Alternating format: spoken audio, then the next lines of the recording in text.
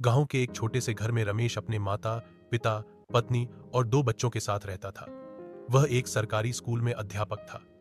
आमदनी बहुत ज्यादा नहीं थी, लेकिन ईमानदारी और मेहनत से वह अपने परिवार का पालन पोषण करता था। रमेश के पिता शिवनारायण एक रिटायर्ड डाकघर कर्मचारी थे। उम्र के इस पड़ाव पर वह थोड़ा कमजोर हो चले थे, मगर आत्मसम्मान उनमें कूट कूट कर भरा था। उन्होंने कभी अपने बेटे से कुछ नहीं मांगा, लेकिन बेटे ने भी कभी खुद से कुछ देने की पहल नहीं की। रोज सुबह रमेश स्कूल के लिए तैयार होता, अच्छे कपड़े पहनता, पॉलिश किए जूते डालता और साइकिल लेकर निकल जाता। उसके पिता बरामदे में खाट पर बैठकर उसे जाते हुए देखते।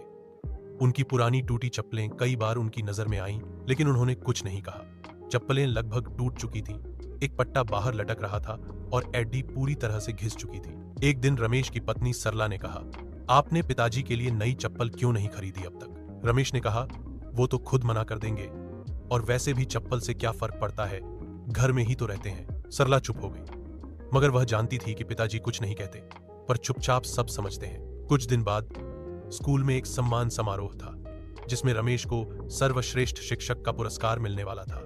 पूरा परिवार बहुत खुश था। रमेश ने अपने पिता से आग्रह किया कि वे भी साथ चले। शिवनारायण जी थोड़ी देर चुप रहे, फिर बोले, बेटा, वहां सब बड़े लोग होंगे, मैं इन टूटी चप्पलों में अच्छा नहीं लगूंगा। तुम जाओ, मुझे अच्छा लगेगा कि मेरा बेटा सम्मान पा रहा है।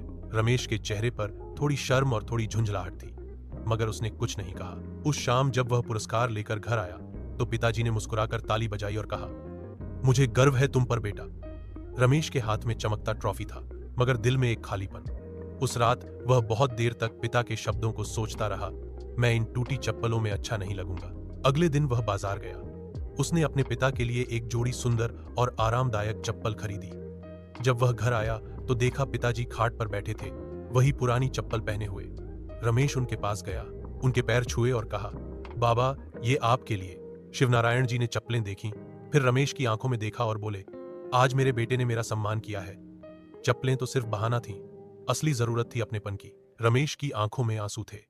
उसने पहली बार महसूस किया कि माता, पिता कभी कुछ मांगते नहीं, मगर उनके दिल में भी इच्छाएं होती हैं, छोटे छोटे सपने होते हैं। उस दिन के बाद रमेश बदल गया। अब वह सिर्फ एक अच्छा शिक्षक नहीं, बल्कि एक अच्छा बेटा, अच्छा पिता और अच्छा इंसान भी बन गया था।